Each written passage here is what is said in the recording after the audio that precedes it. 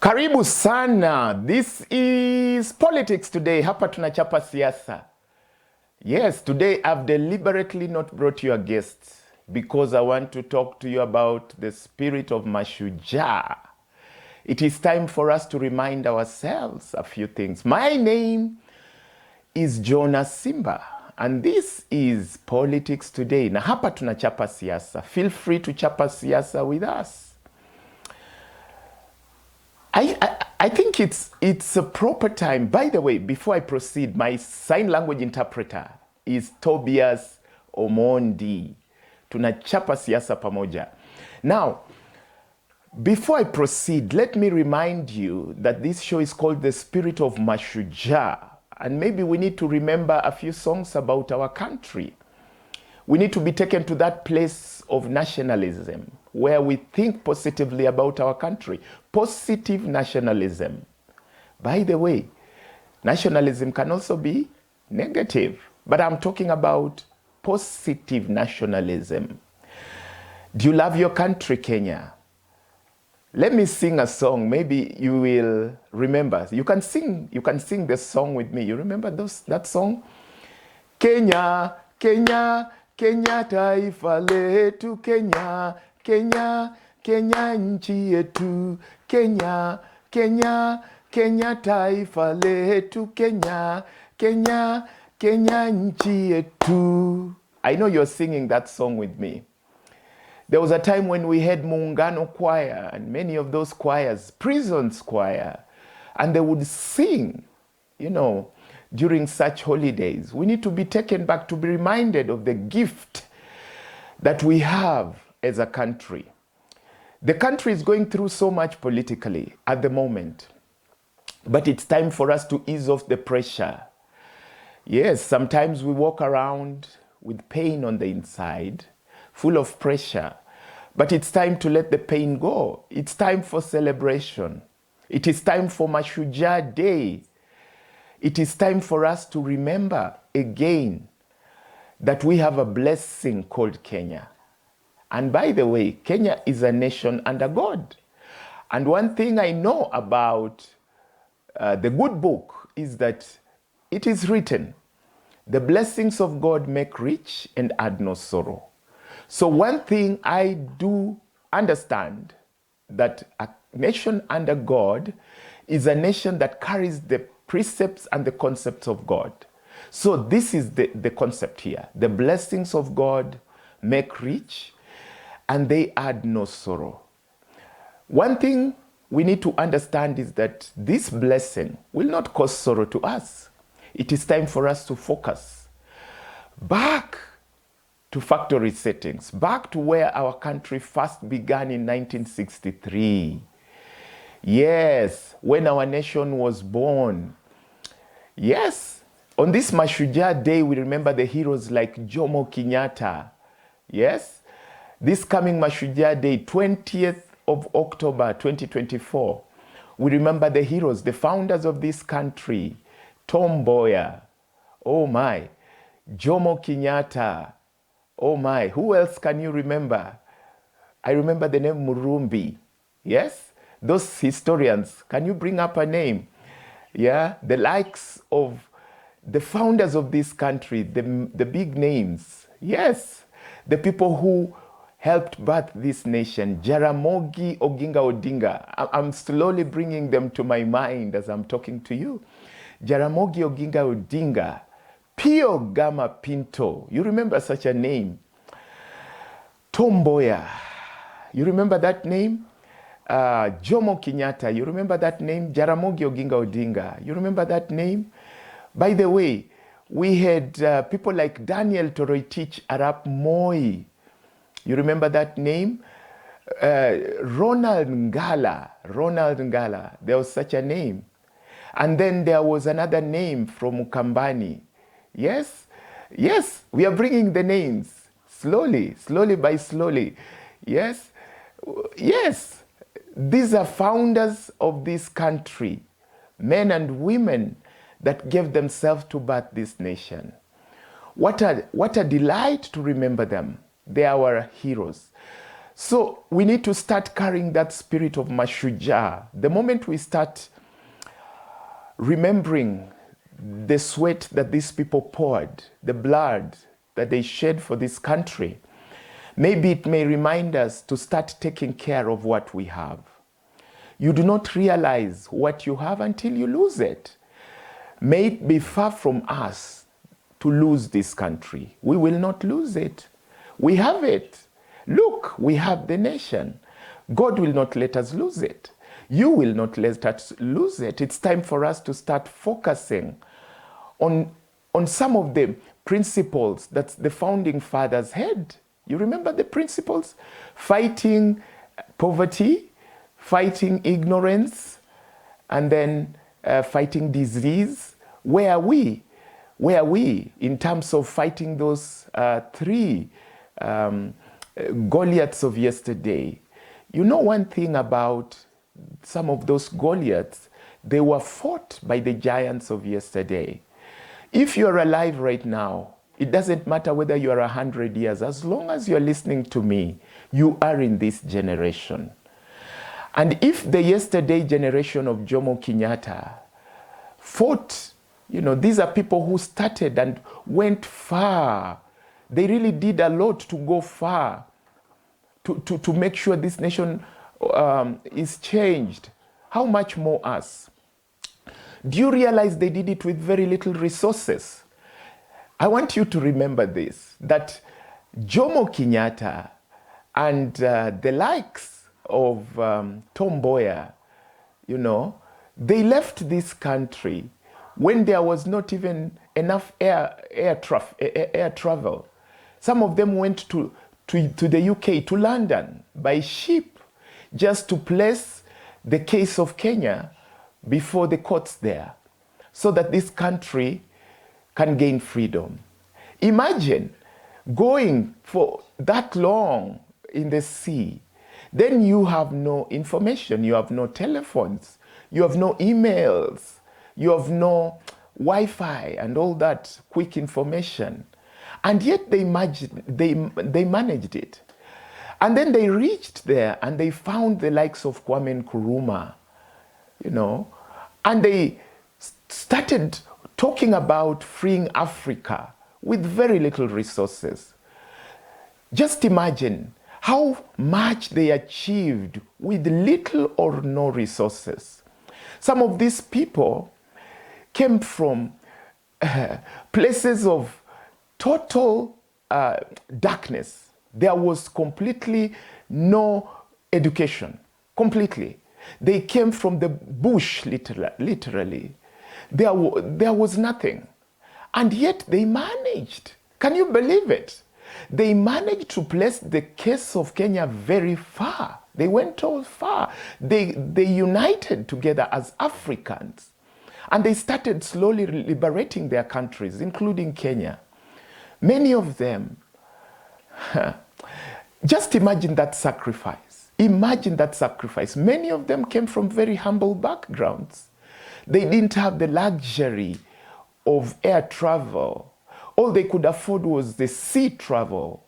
They didn't have anything you can think about right now as a resource for you to mobilize very fast. Then they came and they started holding meetings here and there until this country became free. Surely they are heroes. If they fought the Goliaths of yesterday, poverty, ignorance, disease, they managed to fight it. How much more we that are alive today, 101 year, those people that are listening, 110, 20, maybe you're alive and listening to me. This is the time for us to start focusing on the giants of our time. What are these giants we are talking about? You know, the giants of yesterday were fought with courageous men, Mashujaa of yesterday. We are the heroes of today. We have a lot of resources in our hands. We have more wealth right now. We have better information networks. We have, You know, right now the world is a global village, literally. So there's a lot of resource at our disposal. We can fight the Goliath of today. We can. We can, if we put our minds together, we can overcome the Goliaths of today. I don't know if you have a pen and paper or if you have a mind like mine. So we start noting some of the Goliaths we are talking about today. We are talking about some of the Goliaths like tribalism. Really? Really? In our age? Tribalism? We are talking about some Goliaths like corruption. You know, there are blessings that have come. The blessings that God has endowed this country with is not supposed to cause sorrow. So is corruption hurting you at some place that is not supposed to be there? Is tribalism and marginalization hurting you at some point? Allow me for a moment to address people with disabilities before I delve to the general society. If you're a person with disability and you're watching me right now, let me say with a lot of emphasis, you belong. So you need to start looking for spaces to exercise your potential in this country because you belong. Now, to the general public, to everybody, we all belong. None of us is supposed to feel marginalized in this country. We are having a simple Goliath.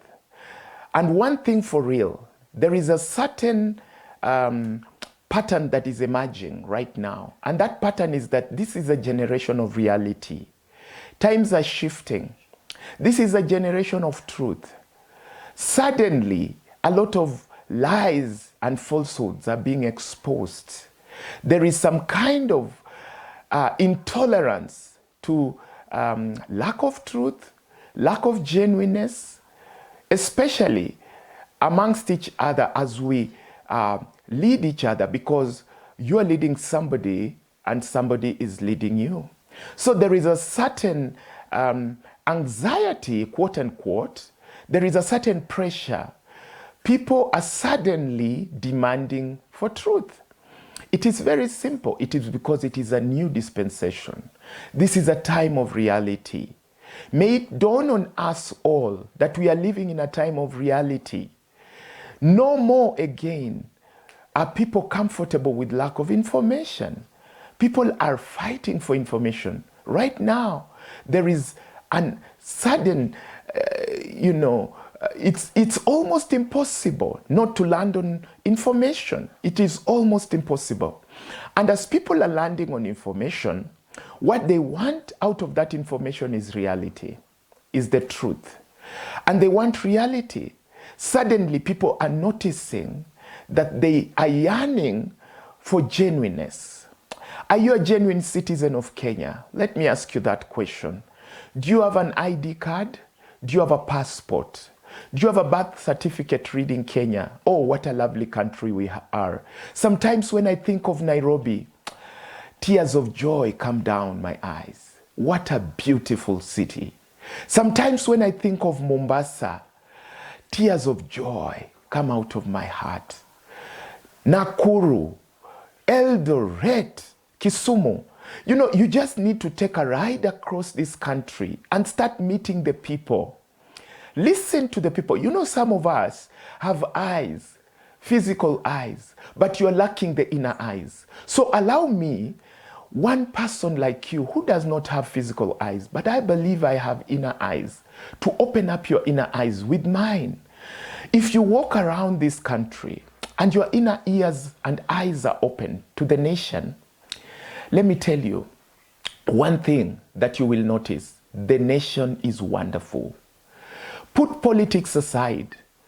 Put all the Goliaths that we are fighting, all manner of, smoothing off of our rough edges out. Put that aside. You will soon realize we have a wonderful country. Just start walking, drive around this country. Especially for you leaders, you fly a lot. You take a flight from Nairobi all the way to Mombasa. You miss out. Sometimes you need just to take a drive, take a road trip. President Moi used to love doing that, taking road trips. You know, when you take a road trip from Narok all the way to, wherever you want. Just take a road trip somewhere. Go to Magadi, go to Narok, go to Turkana. Take a road trip to Kapenguria. Just take a road trip somewhere. And then start looking at how beautiful a nation you have. You know, sometimes when even I take a flight and we are being told to look down, I know I may not see down with my eyes, but sometimes I know I can see with my inner eyes, because we are told now we are flying above Aberdare ranges. You know, if you look down, especially early in the morning when you're taking a flight, probably from Kisumu, and you're flying to Nairobi and you're passing above those ranges, how beautiful the ranges are down there. Just look at these precious things that we have been given. You know, when we are talking about climate, preserving Kenya, preserving the climate of Kenya, may I bring to you the necessity of first preserving the physical features of this country. Preserve the cities of this nation. We have 5 cities now: Nakuru, Nairobi, Mombasa, Eldoret, and Kisumu. I call upon especially the Gen Zs and the youth, anyone that is millennial, even the baby boomers, if you're hearing me, or the Generation X's, or even the traditionalists, no one is counted out. If you're within this nation, may we now start focusing on preserving our cities. Do we have clean cities? Let's focus, for example, what do you like Nairobi to look like? Are you happy? Let me tell you something. When you're driving around Nairobi or Nakuru, and you see a clean city, you know, and you smell, the freshness in the air, you feel happy. The things that take away our happiness from our country begins right there, just from how we take care of our physical features. How do we take care of our sanitation in the cities? That tells you how much we care. That is true nationhood. A genuine citizen will ensure that the sewerage and the water system of a city is functional. May we have functioning water and sewerage systems. A genuine Kenyan will ensure that we have good, accessible, and affordable housing within our cities. What is the need of having a city which does not have affordable, accessible, housing with water, decent housing? You know, when you are talking about decent livelihoods, it starts with simple things. Is water available in that city? Is sanitation available in that city? What is the state of the health care? And I say this because I'm speaking to champions of this country. Anyone that loves this country, you are not a stranger. I am loyal to this country. I rarely travel outside. How I yearn sometimes to travel, maybe to London, or to Joburg, or to Lagos, or to whatever places people go to, Addis Ababa and the like. People go all the way to New York and Dubai. But I'm so loyal to this city. I'm in this country most of the times in the year. When you're in this country all the times in the year, then you're a loyal person. It doesn't mean that people who go away are not loyal. They are. But then you're a true partaker of the resources of this country. When you live in this nation and you taste lack of water in a city, lack of clean water, sometimes the cities do not have proper sewerage system. It makes our hearts pain. The leaders who are in charge of the water and sewerage system, please remember the sanitation of the cities and the towns.